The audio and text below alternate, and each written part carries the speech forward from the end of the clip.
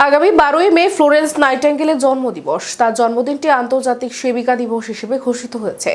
আন্তর্জাতিক নার্স দিবসকে সামনে রেখে অন্যান্য বছরের ন্যায় এই বছরও আইজিএম হাসপাতালের নার্সিং অফিসারদের উদ্যোগে এক রক্তদান শিবিরের আয়োজন করা হয় শুক্রবার। এই রক্তদান শিবিরের রক্তদাতাদের উৎসাহ ছিল চোখে পড়ার মতো। 1820 খ্রিস্টাব্দে 12ই মে ফ্লোরেন্স নাইটিঙ্গেল জন্মগ্রহণ করেছিলেন।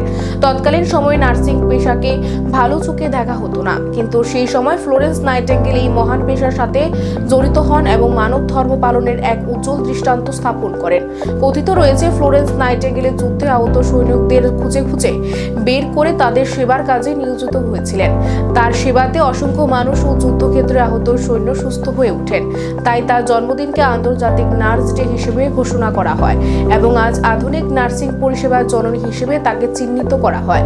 আজও তাকে আপামর জনগণ শ্রদ্ধার সাথে স্মরণ করেন।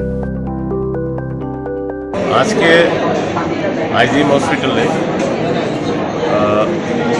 নার্সিং ইনস্টিটিউট অর্থাৎ আগরতলা গভর্নমেন্ট নার্সিং কলেজ এবং এই আইজিএম হসপিটালে কর্মরত নার্সিং স্টাফ,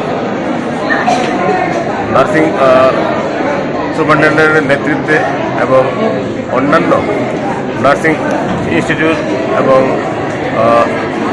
এএনএম ইনস্টিটিউটের সহযোগিতায় এই যে nurses day, international nurses day যেটা হচ্ছে 12 সেপ্টেম্বর, সেটাকে ডে উদযাপন না করে ওনারা বলছেন যে একটা উইক করবেন।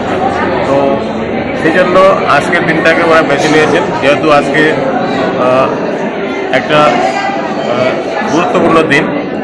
আমরা সবাই মানি যে অক্ষয় তৃতীয়া একটা মারাত্মক একটা তিথি, সেই হিসাবে আজকের দিনটা একটা উল্লেখযোগ্য দিন এবং সেই দিনটাকে ওনারা বেছে নিয়েছেন।